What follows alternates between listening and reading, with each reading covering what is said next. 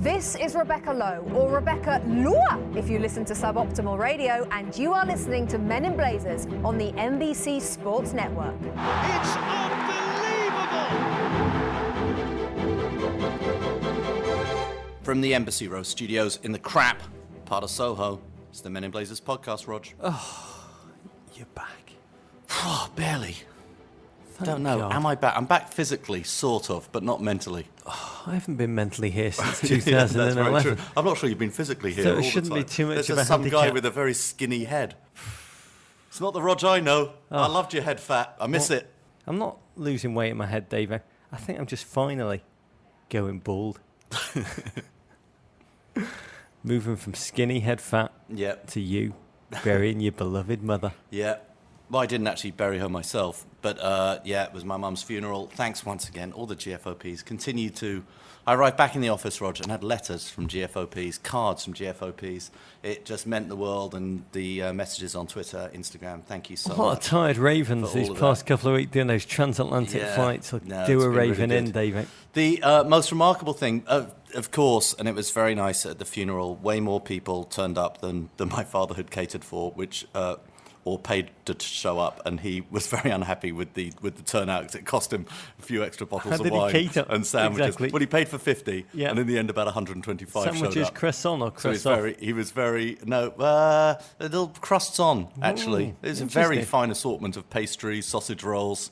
There were the couple of pork pies, some Well Scotch done, eggs. Mr. It Davis. was very good at Royal Scotch Blackheath eggs? Golf Club. At the golf club, I used to play. This was an occasion. Yeah, it was at the golf club. The reception after the funeral was at the golf club I used to play at when I was a Emotions. junior. When my mum took me to my interview when I was about 11 years old. I don't think they even had Scotch eggs at Lady Diana's funeral. Yeah, no, maybe not. Maybe not. Trev. No, they were fine Scotch eggs. It was excellent. Anyway, lots of people showed up. One of my favourite interactions at I the love funeral, Rog, was with a former teacher of my mother's. I won't tell you what he taught or give you his name to try and protect the innocent. A late in life education. A late in life further education teacher in the arts and crafts Yes, in the art- area. And we're talking a arts possible and guest crafts. for one of our future Parts and Crafts Today podcasts. Arts and crafts in the 1970s, and sort of a slightly sort of, sort of a hippie area when you'd go to those further education art classes in By the way, down in Greenwich. a book to be written, The English Hippie Era. Yeah, the in South London. 1970s. It was amazing. And the teacher, who remembered me from being a kid and reminded me that I went there and took some lessons with him as well, he came up to me and said, I have to pay your mum the greatest tribute. I said, oh, what is it? He said, well, I had an affair in the 1970s. And I was like, oh, It's not wait the a minute. time. It's This not is the a time. time. I'm not ready to hear this. He goes, no, don't worry about it. He goes, I had an affair with one of my students. Not your mum. Not your mother. But when I went home and told my then wife, she was so upset, not so much that I'd had an affair, Yeah.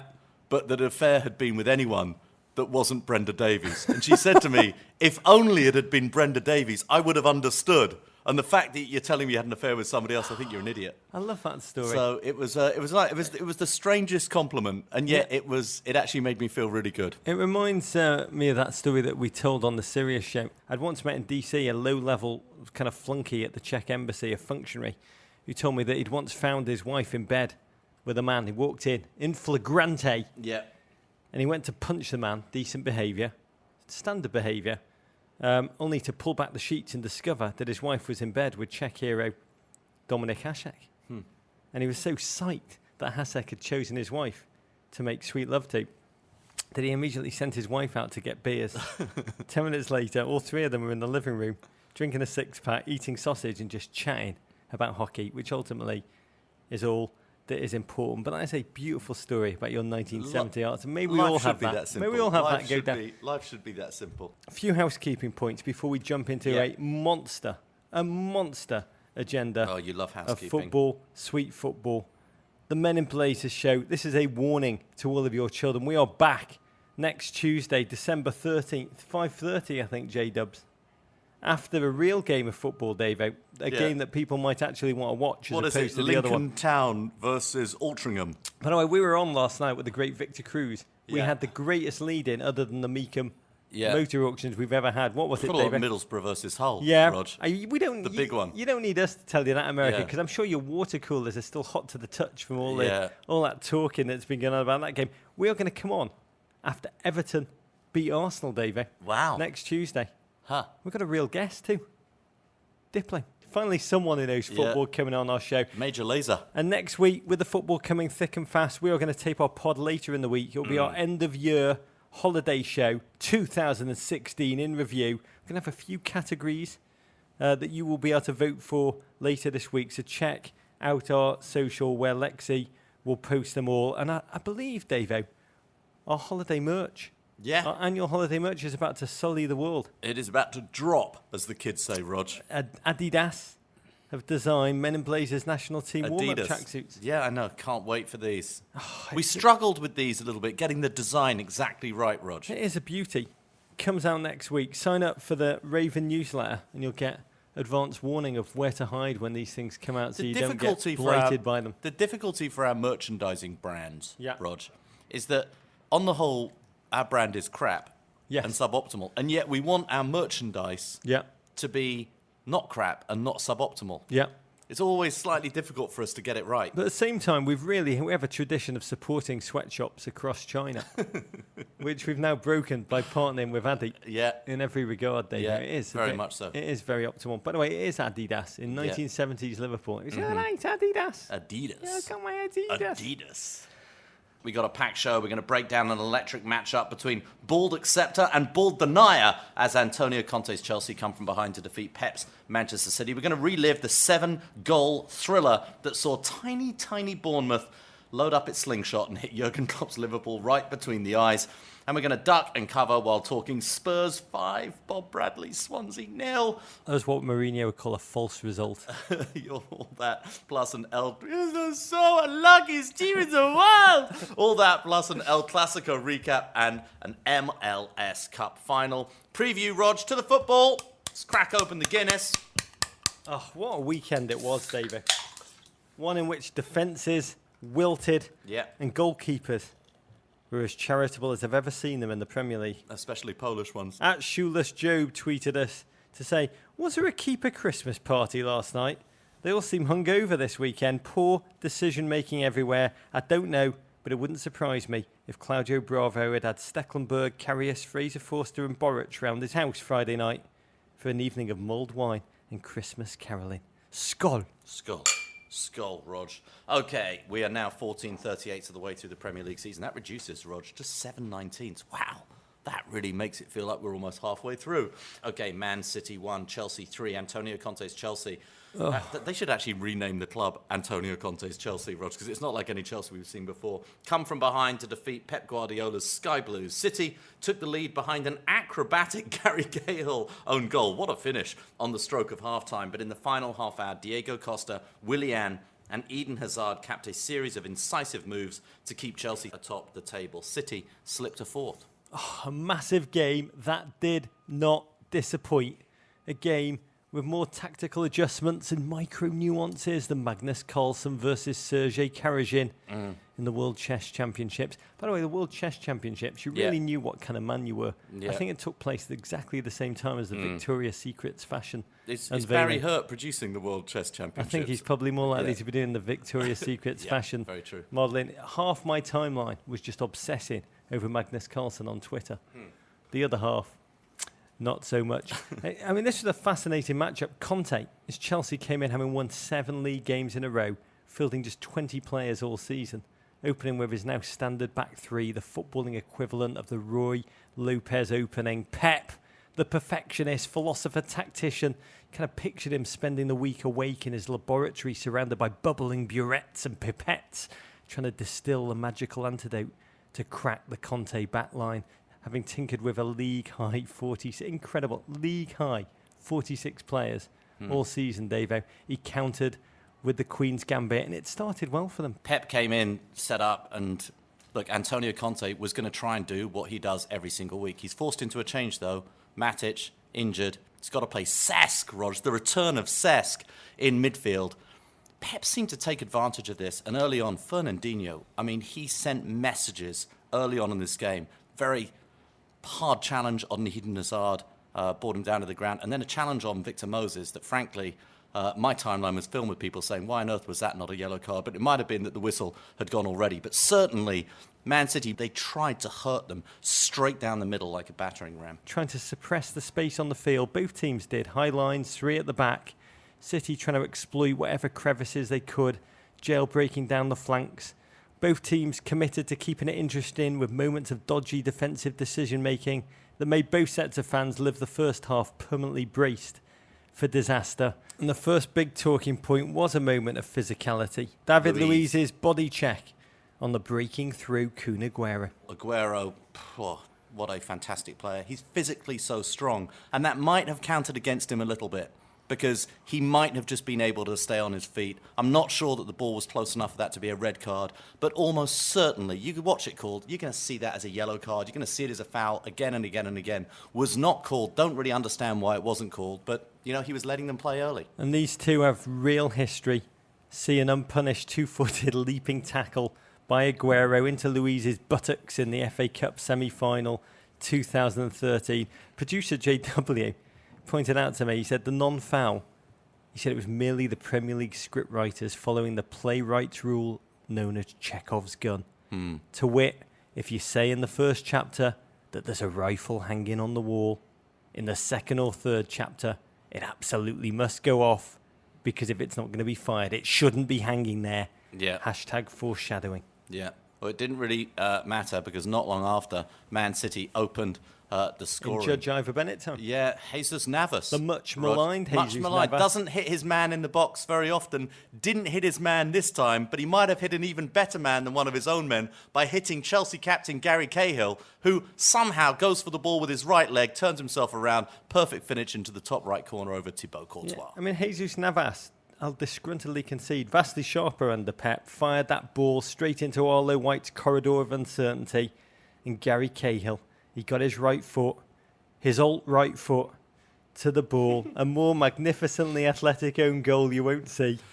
Cahill's mentor, I imagine John Terry just looking on from his box and nodding with appreciation. You've learned well, apprentice. You've learned well. We should say that Arlo White's corridor of uncertainty is anywhere near Gary Cahill. That's enough. He could be in the centre circle. He could be in the locker room. Yeah, exactly. And it's the corridor of I uncertainty. did love Cahill's face when the camera panned in for that masochistic close-up post-goal.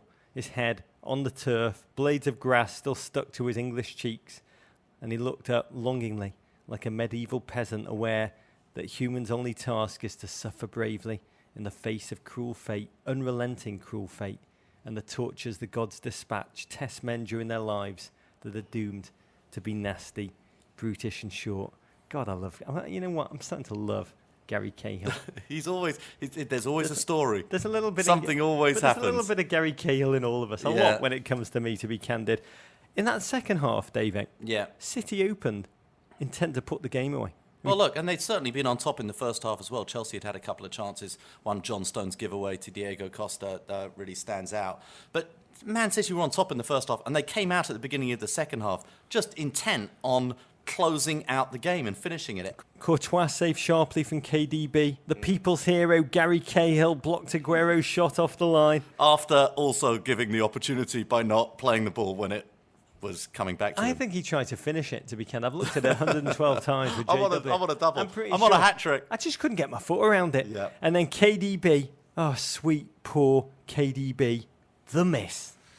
Ball fizzed in. It was coming in hard from Navas. KDB instinctively goes to strike it and hits the bar.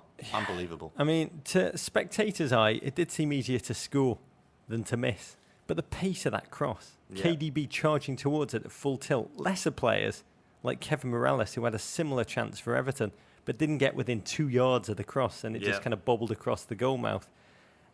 KDB made that look easier than it really was, I think. Yeah, I told you at halftime on the British telecast, Gianfranco Zola and Thierry Henry, two pretty good strikers, both said after the game that chance was actually way harder than it appeared to be, and both of them had missed worse. They're both well-known ginger rights activists, and KDB is just a Flemish wando. Yeah, but that miss, and then they cut to Pep on the sideline, dropping to his knees in agony.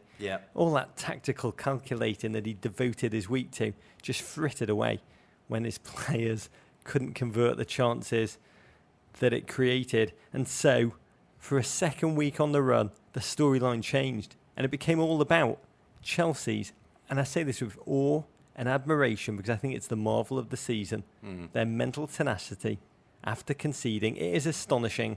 And for me, it all comes from Antonio Conte, just the character that he's so quickly fostered in his players. Yeah. And how he's transplanted it from himself into the DNA of this squad. It's amazing. He is now the one who knocks quite clearly in this Premier League.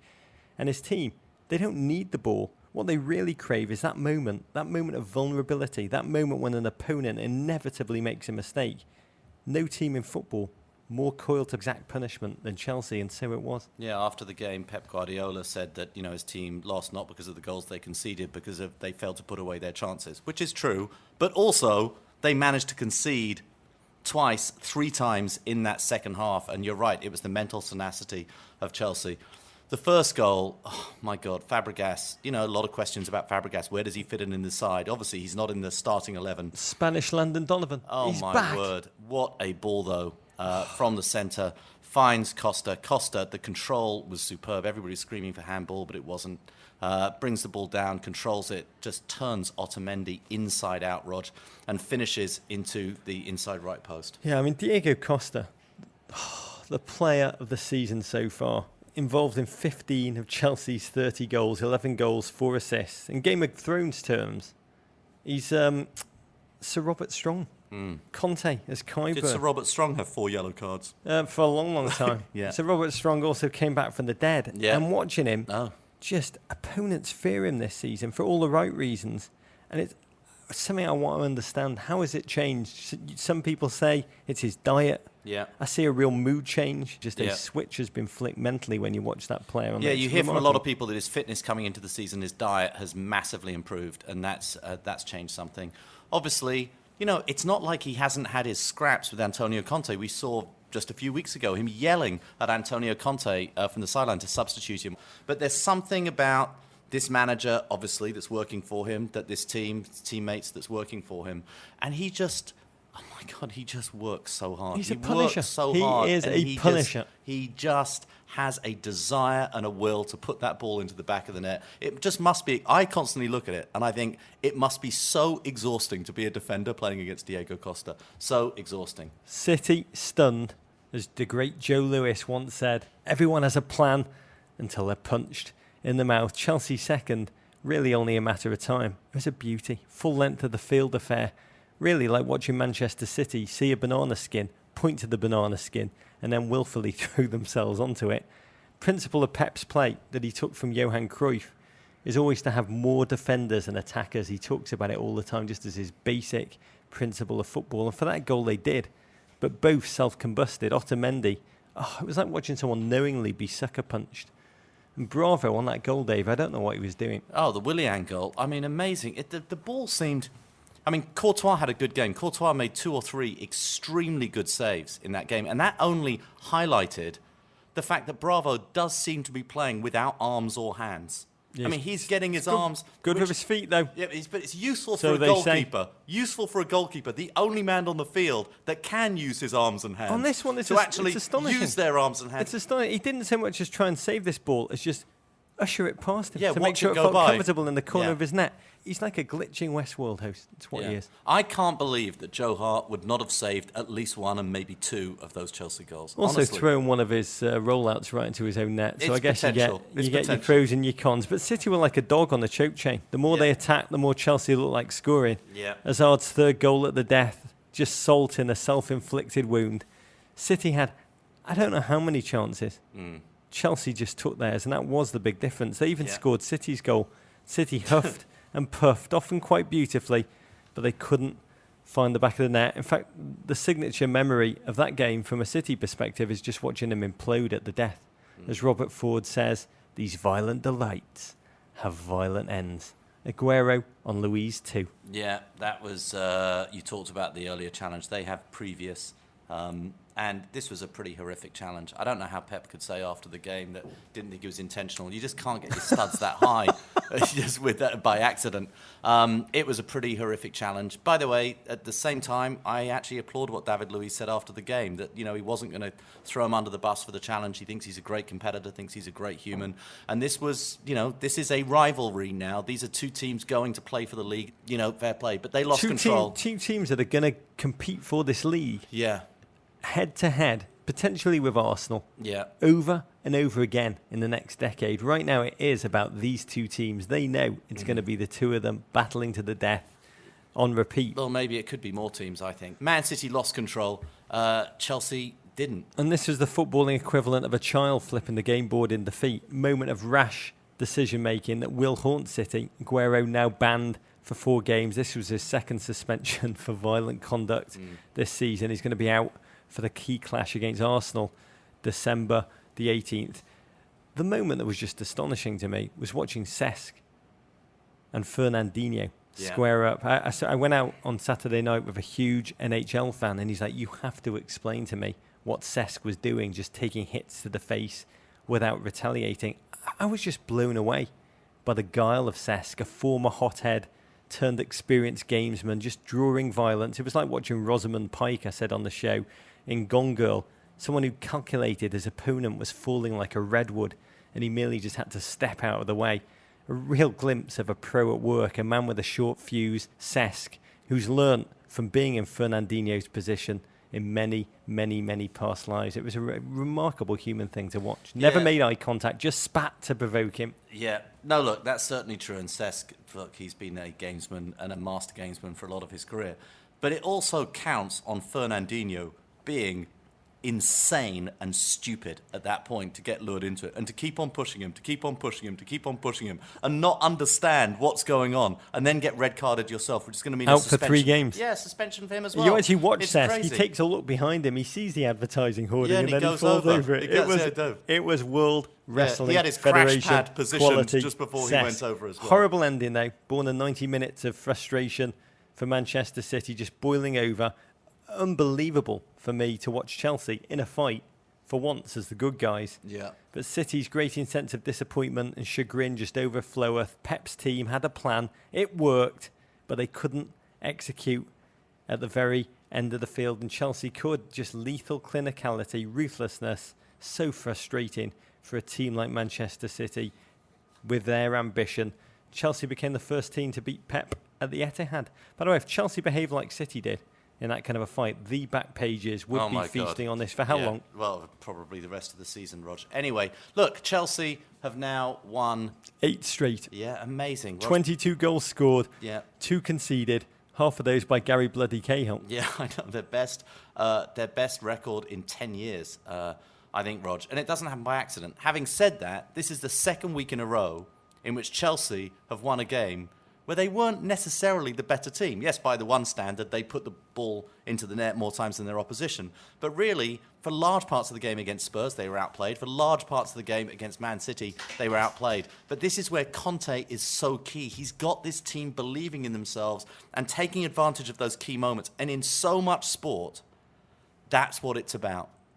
Conte looks at his December schedule. West Brom, Sunderland, Palace, Bournemouth, Stoke. Oh, we're doomed.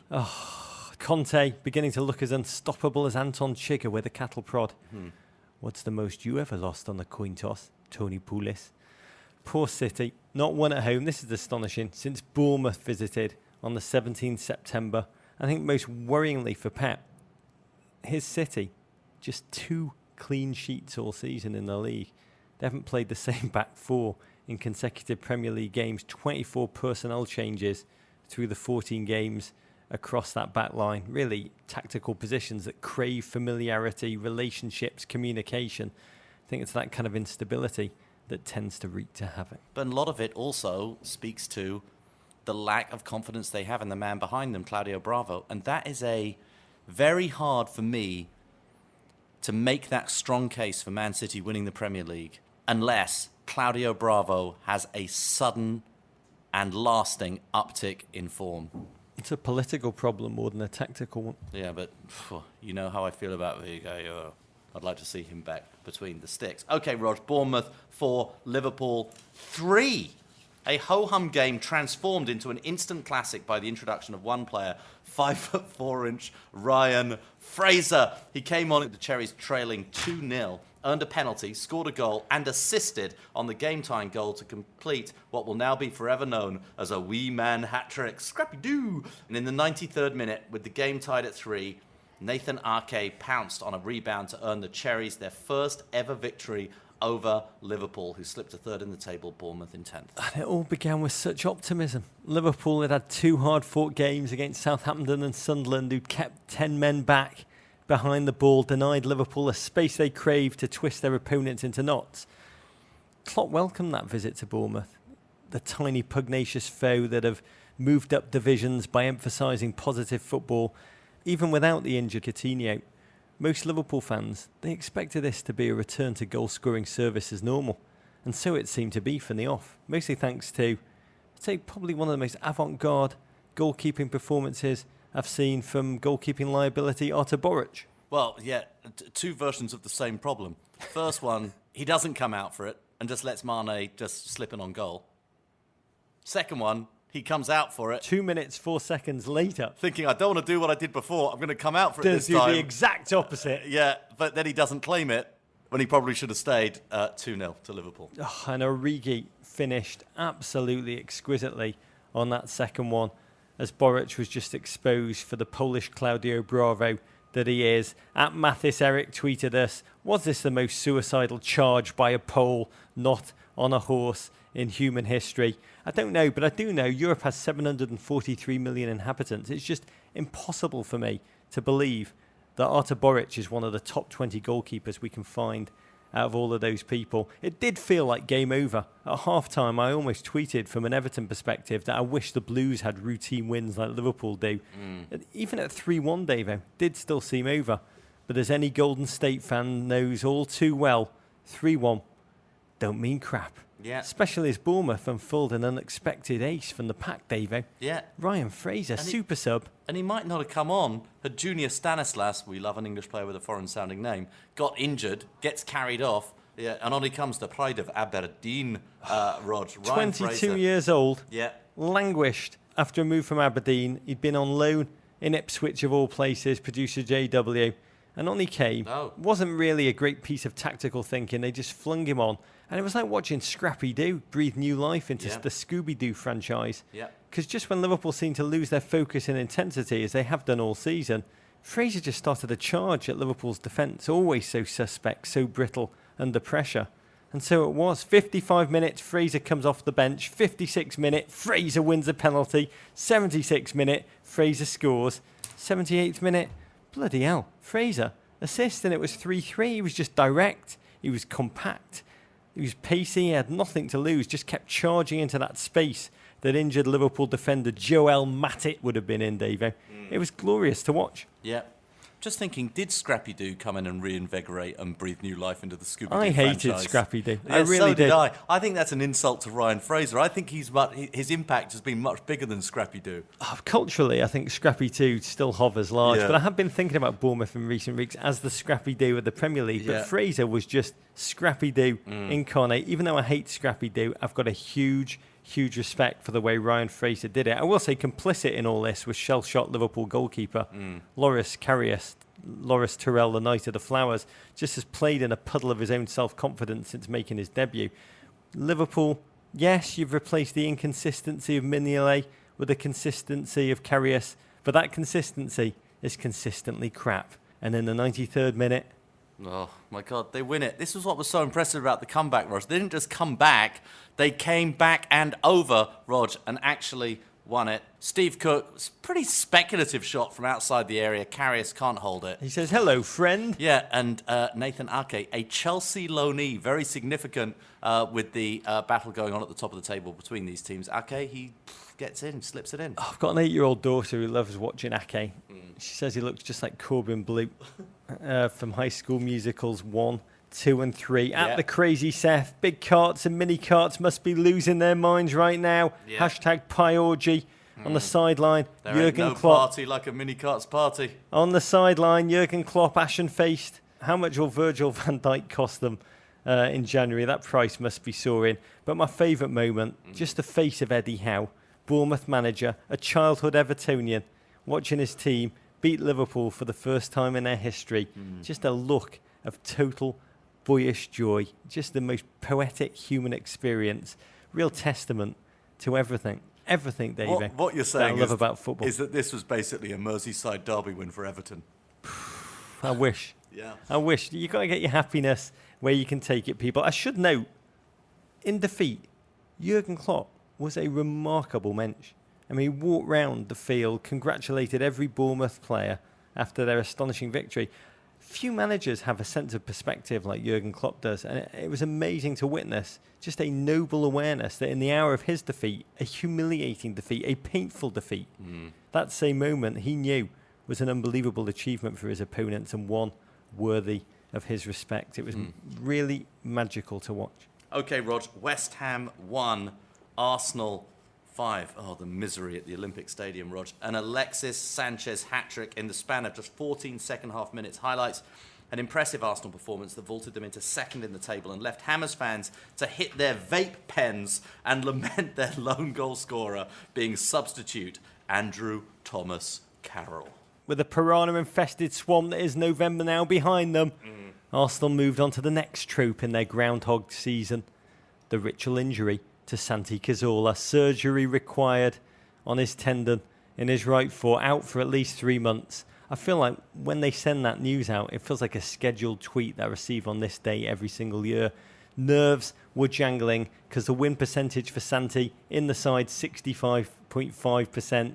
When he's out, it's just 41% over the last 2 years. But this was a performance that belied all those fears. Against West Ham World, a technologically advanced themed amusement park populated completely by synthetic android hosts who cater to high-paying guests who can come in on that football field and do whatever they wish on it without fear of retaliation from the host. The jolly little rat man. Oh, poor Santi. Get well soon. You may have been away. But Arsenal still had Mesut Ozil and Alexis Sanchez, Davo. The way West Ham were playing, they could have won just for those two against the 11.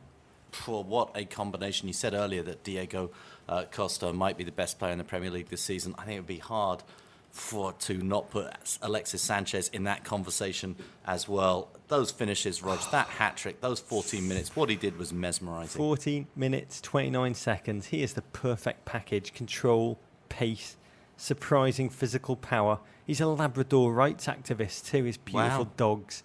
And another winger transformed into a phenomenal central attacking threat by Arsene Wenger in the style of Thierry Henry. It wouldn't be Arsenal if there wasn't a sadomasochistic tinge to every moment of joy. And the fact that Sanchez's contract negotiation is grinding at plate tectonic pace adds pain to every thrill. The Evening Standard reported that the Chilean and Ozil both want Paul Pogba money, $370,000 a week.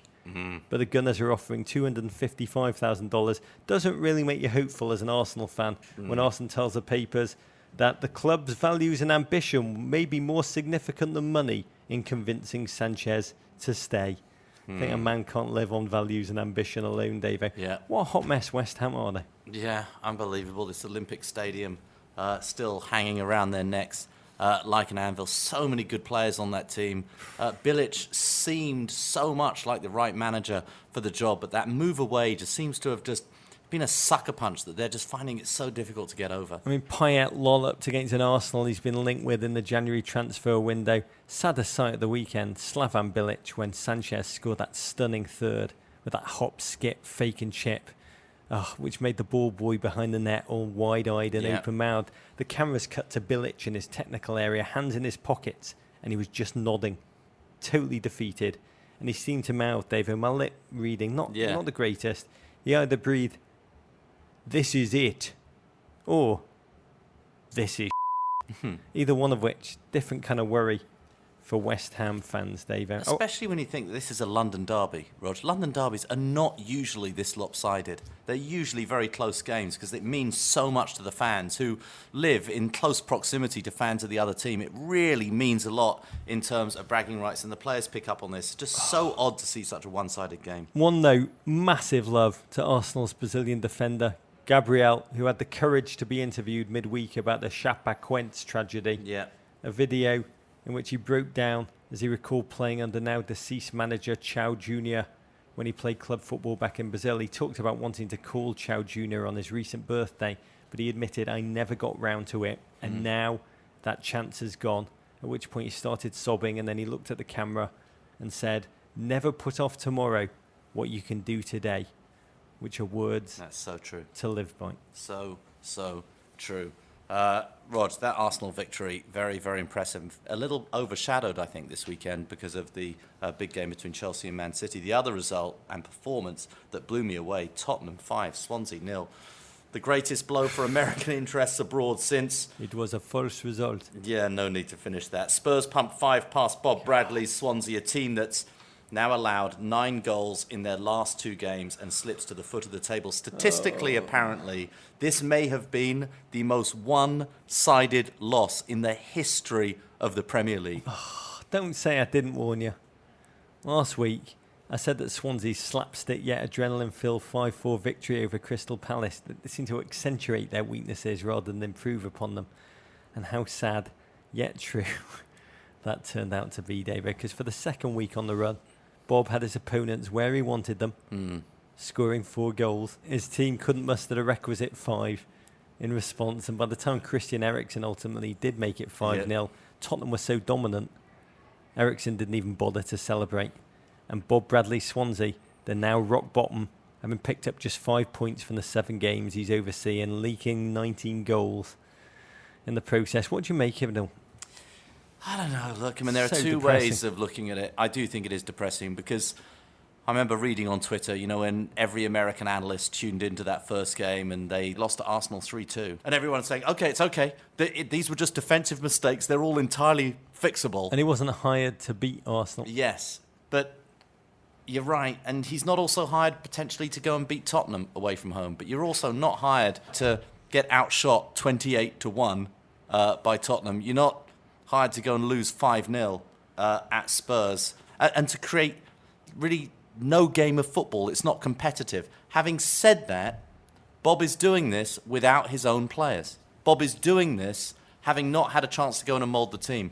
And I think he's going to get the transfer window. I hope he's going to get the transfer window. And I think he's going to get a chance to go and do it. But something's going to have to change quickly because right now, and you look at the teams around them, they just look in real trouble for the drop, Rog. Yeah, I mean, right now he's fielding Gylfi Sigurdsson plus 10.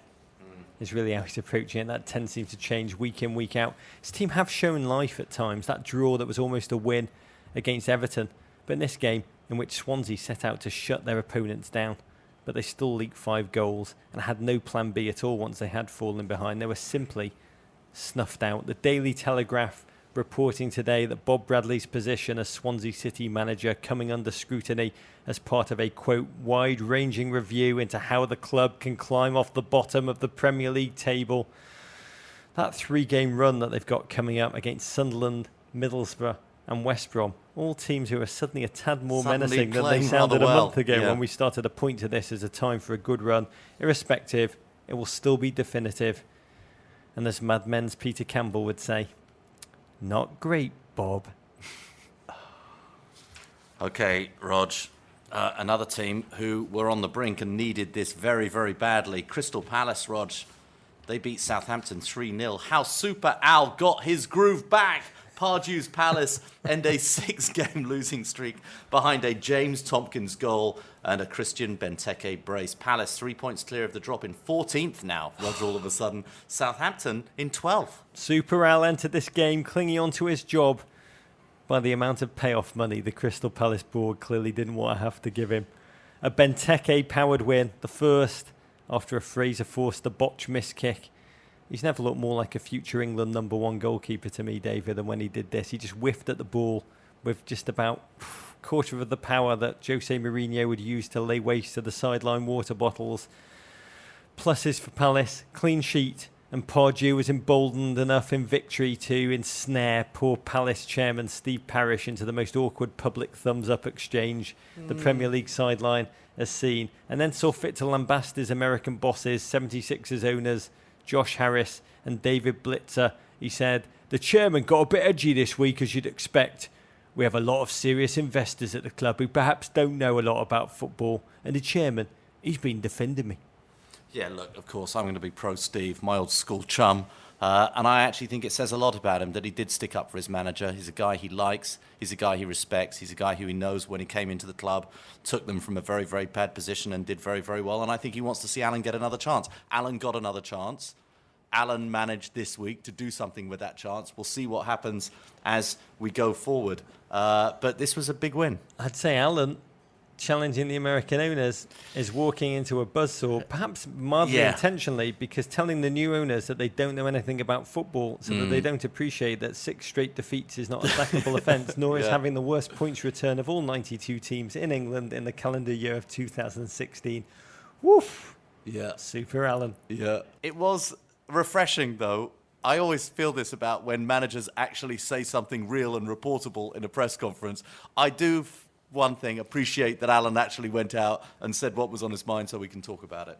Are you saying Super Alan Pardew is just a radical truther? He just speaks utter truth. Is that what you're saying? I thought it was great. I've got even more respect for him. I've been watching that thumbs up from Steve Parish over and over again. It is the single most awkward. He tried to pretend he hadn't seen it, and he's sitting by a former Palace legend, Mark Bright, who then elbows him and points to Super Al, makes him actually lock eyes with him, and it gives him like the most awkward and tentative thumbs up, probably in the history of thumbs up. Okay. Sunderland 2, Leicester 1, a Robert Huth own goal and Jermaine Defoe strike. Jermaine Defoe, Rog, what a legend. They see Since Sunderland I spoke to him, claim... tell him to just take it all on your own shoulders and run with it, mate. Yeah, Never exactly. pass, keep shooting. Believe in yourself, Jermaine. You can score goals in the Premier League. They see Sunderland claim their 3rd win in 4, climb within a point of safety. 3 big wins for David Moyes' team in the 4 games since Roger, talking about himself in the 3rd person, visited Sunderland. Yeah. The curse of Roger is a blessing, I tell you. Yeah. But darkness descends for Leicester, no longer facing a putative relegation scrap. They're in it for real. Yeah. 13 points after 14 games, worst record for defending champions in Premier League history. At Lacey Dentist says, this is the dream year I imagined last year as a Leicester City fan. Wake me up from this nightmare. In slightly brighter news for Ranieri, against Barbara Streisand, she told me this is the hardest thing for her to bear. It's Sophie's choice for producer Lexi. Yeah. And Team Barb. Yeah, I'm sure Ranieri will be greatly cheered up by that, Roger. I do laugh, though, that you referred to talking to yourself in the 3rd person. The entire Curse of Rog concept, which you invented... I didn't create. Is in the 3rd person. It's a 3rd person concept, Rod. Oh, it's not real. Okay, West Brom As 3. he heads off to Manchester City. Jermaine, believe in yourself. You can score goals in the Premier League, stop Jermaine. passing the ball. I know, you can do it. Just be a little more selfish. You can do it, Jermaine. West Brom. That's very Alan Partridge. West Brom 3. Talking of Alan Partridge. West Brom 3. Watford 1. The Baggies continue to defy Tony Pulis by scoring more than a goal a game. Johnny Evans, Chris Brunt and Matt Phillips. It's kind of like Neymar, Suarez and Messi, Rog. Their goals see West Brom up to 7th place, Rog. Yeah. Their 20 goals are 1 more than Manchester United. West Brom are on fire. Oh, God. I've got to say, the behind the badge curse, maybe even stronger magic than the curse of Rog. Yeah. It really is, Davo. Chelsea West Brom this weekend is actually going to be a fascinating matchup. I just said that. More Tonys than Hamilton. Tony Conte versus Tony Pulis. Only one Tony will be left standing at the end and hold the copyright to defensive solidity. My money's actually on Tony Pulis. TP versus TC. Stoke 2, Burnley 0. A nuanced John Walters finish. And Mark Munies's first Premier League goal cap a fine Potter's performance that ensures they stay mid-table-y enough that we'll never have to show Mark Hughes on the Men in Blazers television show. That's so true. Rebecca Lowe's point. Middlesbrough 1, Hull City 0. Gaston Ramirez tries unsuccessfully to steal the spotlight from 4th official Mark Clattenburg by scoring the game's lone goal at the Riverside. Borough up to 14th, Hull slip to 19th, Rog. In all seriousness, the Monday Night Football schedule is chosen by Sky. They have to do every team, and they are trying to get all of the teams they actually think and no one cares about out early. So they can feature more games on Monday Night Football that really count at the business end of the season. What you're saying This is for them was we're going to get better lead-ins. We're going to get in the Rebecca new Lay year. back on Mondays Okay. before we know it. Very, very good. Okay, Rog. Interesting. Everton 1, Manchester United 1. The toffee sale of Marouane Fellaini bears fruit 3 years later. It's like a sleeper agent, Rog. The former Everton man entered in the 85th minute with his side leading 1-0 behind a Zlatan goal, Rog, only to bumble into Idrissa Gana and gift Everton a penalty. Leighton Baines coolly converted to split you, the Leighton. points. We are so unlucky. To paraphrase Tolstoy, all happy families are alike, but each unhappy Mourinho team is unhappy in its own way. United, we know you're capable of playing superlative football, but oddly you're reserving it for the Europa League and the League Cup. This was a grinding game of football between two low on morale teams, scrapping it out staccato style, slightly nasty edge. Rojo 2-footed tackle on Ghana set the tone for the game, waved fair by the referees. Zlatan defied physics to ensure he fell directly onto Seamus Coleman and then face washed his cheek with a Swedish cleat. And finally, and brutally, Anthony Martial quite innocently went shoulder to shoulder with Yannick Bolasie, who came off the worst and is now out for the season. Amazing. With a torn ACL. So United looked like a team just bleeding confidence. And for much of the first half, they reminded me of an England team in which no player really wants to step up, because to step up, you could fail, and if you fail, you'll become the scapegoat. And so they needed a moment of Everton self-destruction to gift a lead. Zlatan's goal, that's welcome by Man United fans. But what an odd goal it was. I'm not sure I've ever seen a goal like that in my life. Yeah, Stecklenburg charged out of his area like a Dutch Artur Boruc, and Zlatan's muscle memory did the rest. He unleashed a shot that was like a full-court three-point buzzer beater, went off bar post, and then I'd actually picked Ibra for my Togger team. With gallows humour, I thought if I defend myself against the worst case scenario, it might not come to pass. Peak Rog. But it did, Davo. It bloody did. And Everton, they kind of toiled. They had no creative focal point. They lacked the ability to really hurt United. Lukaku went into sleep mode. And when they did create chances, David De Gea kept them at bay. You had Ronald Koeman. He needs to get a bigger raincoat. That girth just spilling over. It's not a good look. Alongside his counterpart, Jose Mourinho, who chose to watch the game from an unusual vantage point for him. Oh, what, the dugout? The Manchester United bench. Amazing. A perch from which he made a fatal late error in judgment. Yeah, 85th minute, the substitution. Off comes Mkhitaryan, on comes Marouane Fellaini.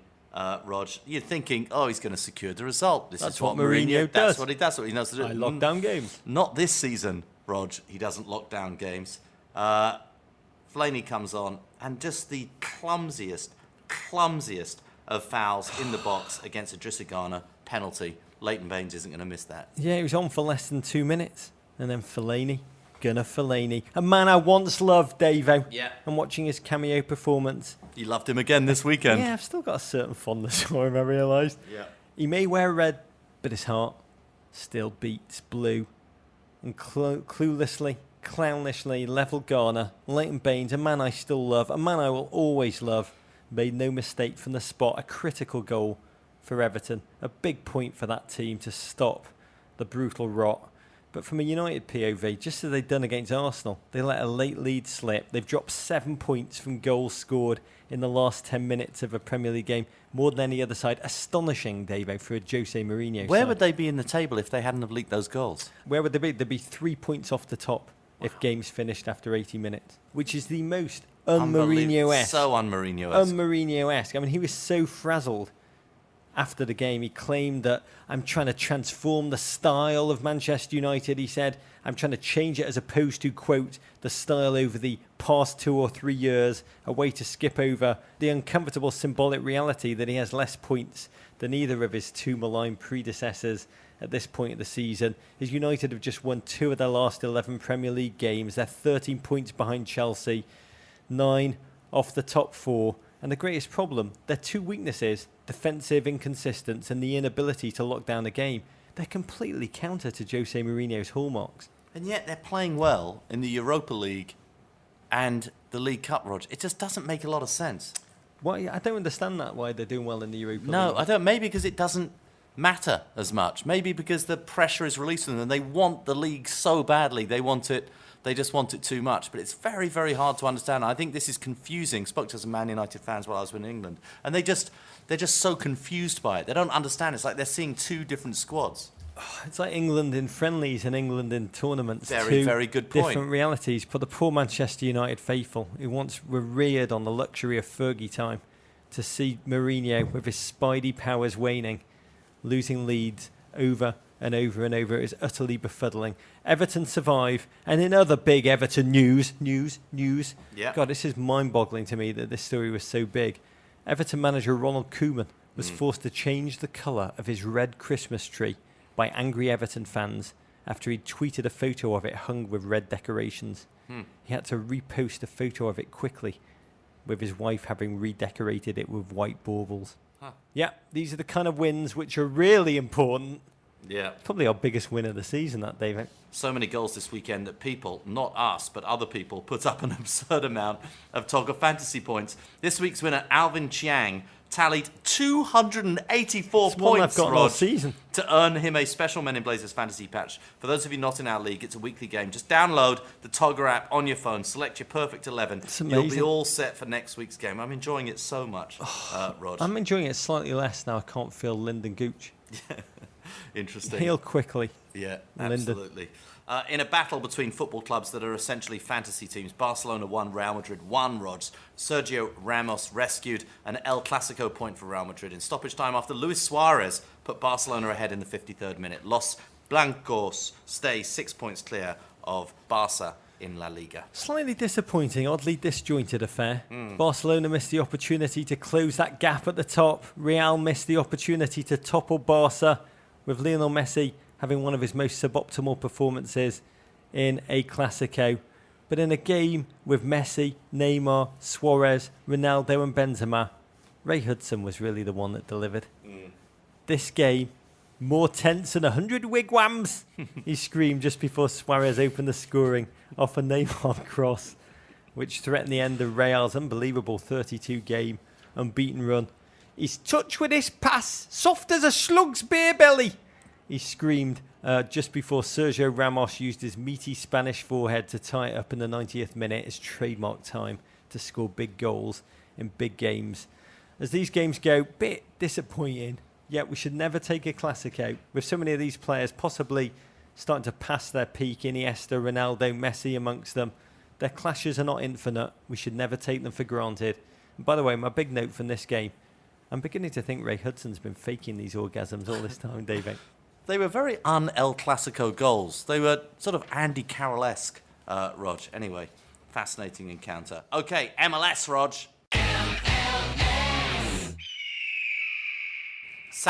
Saturday night, Jordan Morris and the Seattle Sounders will travel to Toronto to take on Sebastian Giovinco's mob in the final of MLS Cup. Oh, I can't believe it's almost over, David. That conference final, as the old Taylor used to say, never mind the quality, feel the width and the passion. Toronto 5, Montreal 2, conference final second leg. It was bonkers. It was like Swansea 5, Crystal Palace. Like when Gus Van Sant remade Psycho as a shot-for-shot replica of Hitchcock's original. It was almost identical, just frenetic, headless stuff. Toronto won ultimately by scoring 7 goals over the 2 legs. In the process, Josie Altidore became the first player to score in 5 straight playoff games. Delight to see him on form again. Physical, confident, actually enjoying his football for the first time in an age. Josie in Toronto, it's like Josie at AZ Alkmaar. Striker who believes he's going to score and change games, as they say in Germany. Good, Josie! MLS Cup. It's going to be a wonderful clash Saturday night. Seattle defied all doubters all season. Slovenly start. The loss of Obafemi Martins and poor Clint Dempsey. Get well soon, Clint. It was meant to doom them. The coaching change sparked a late season run into form over the last 14 games, propelled by a wonderful gent, Jordan Morris. I mean this utterly, Davo. He didn't score in his first 5 games. Seemed buried by the hype.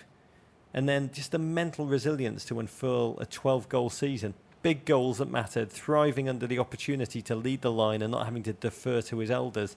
He and that Uruguayan creator, Nicolas Ladero, have been a delight. And to watch them go up against Josie, Michael Bradley, Giovinco in a sold-out Toronto stadium, it's going to make this too close to call. I'm really thrilled that Jordan is going to join me for a pre-MLS Cup final pod on Thursday. He's matured as an interview subject over the course of the season, just as he has on the field. Can't wait for that, Rog. We should say Toronto FC versus Seattle Sounders kicks off 8 p.m. Eastern Saturday on Fox Network. Rog. Enjoy every second, Alexi Lalas. We should say congratulations to Jill Ellis, Rog, and Carly Lloyd, both named to the final shortlist for 2016 FIFA Best Women's Coach of the Year and FIFA's Best Women's Player of the Year awards. Bright sparks at the end of a tough year for the US women's national team. Okay, the winner of the coveted Guinness Men in Blazers Poet, Philosopher, Sucker, Scribe, Raven of the Week is at The Real Nandez, Rog. It's a short one, but a good one. It's the Conte kiss on his player's cheek at the final whistle, the new Klopp bear hug. I think you're getting carried away at The Real Nandez. I mean, I think in the wake of a Conte kiss, you never really know if you're going to be taken out into a lake and shot in the head Frito style, or whether he really means it in a good way. But a Klopp hug, and I speak from personal experience having had one. Had one. But you haven't had a Conte kiss, though. I'm not sure what a Conte kiss. Really? Yeah, I've got to say, a Klopp hug. It's as close as a grown man can get to climbing right back into the womb, David. Yeah. As is humanly possible. Yeah, I'd like both Can't of them. beat it. I haven't had a Klopp hug. I'd like both of them. God, I'd like hug. If you and a get kiss. both at the same that time, would be a it might threesome. Be That would be a threesome. That'd be like Alexis Sanchez and his two Labradors. Be up there. Okay, Roger, your weekend looks like this. Saturday, it's Leicester City versus Manchester City at 12:30 p.m. A 4-game Sunday kicks off with Antonio Conte's Chelsea versus Tony Pulis and West Brom at 7 a.m. Eastern Time. That's followed by Man United versus Tottenham at 9:15 a.m. All those games on the NBC family of various networks and cable networks.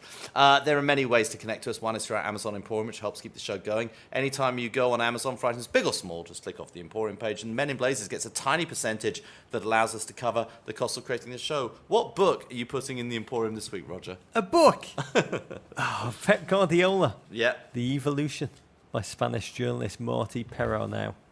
Headed to Manchester right after taping, David. Going off tonight to spend some time at Manchester City. And this recently released volume, it was just the greatest preparation, a fly-on-the-wall chronicling remarkable access of how the Catalan sought to adapt his own footballing ideas after arriving at Bayern Munich from Barcelona. It was a wonder to read, not just from a footballing perspective, but from a leadership, innovation and change POV. It makes you realise that he's come to City after stewarding Barcelona, who will always be Johan Cruyff's Barcelona, and Bayern, Beckenbauer's Bayern. So for him, City are the first team he's managed who can truly be his. Read it over Christmas. It's absolutely fantastic. Okay, can't wait, Rog. Got some tweets recently about the pens that we are sometimes holding on the TV show and sometimes on after the pies. These are my favourite pens, Rog, and they're so Christmassy. The Papermate Flair Porous Point Felt Tip Pen, medium tip, 12-pack in green, Rog. I particularly enjoy a green pen, but don't try filling in official documents with it because it's not strictly legal. A bargain at just $10.55. That's just for a pack of 12. I like a medium tip. Rog, not a fine point. I don't like the ultra fine. I like a medium tip. Always improves the quality of my handwriting, Rog. And as all of us type more, we often need all the handwriting help that we can get. When I shot that Christian Pulisic film, yeah, I walked down the main street in Dortmund, and when I looked at the cut with him, I was mortified that my blazer was not buttoned up, and the wind kind of blew it. So my Freeman's tweed thing is just flapping around. Yeah. And then I felt super relaxed because all I could see was the little signature green pen. Oh, getting the green airtime. pens. Looks beautiful. We should get in touch with Papermate and we should do a Men in Blazers green pen. We should do that. We do already. I've got one in my hand. Yeah, it is. Where's the logo? It's implied. It's better for not having a logo. Yeah, right? very good. Okay, visit meninblazers.com to sign up for our newsletter, which we produce with our partner Guinness. We've got a special MLS Cup final issue going out Friday with a tactical preview with Fox's John Strong. Follow us on Twitter at Men in Blazers, at Embassy Davies, at Roger Bennett, on Instagram at Men in Blazers, at Embassy_Davies, Facebook, Men in Blazers. You can always email us at meninblazers@gmail.com. You can always send your ravens to the crap part of Soho. Venderpunk, Rog. War pig. Who wants to sex Matumbo? Explosion. Courage. Take that, Gloria. Is that your analysis? To Tweed. Abrigado, rock on, mate. Kung Fu fight in America. Kung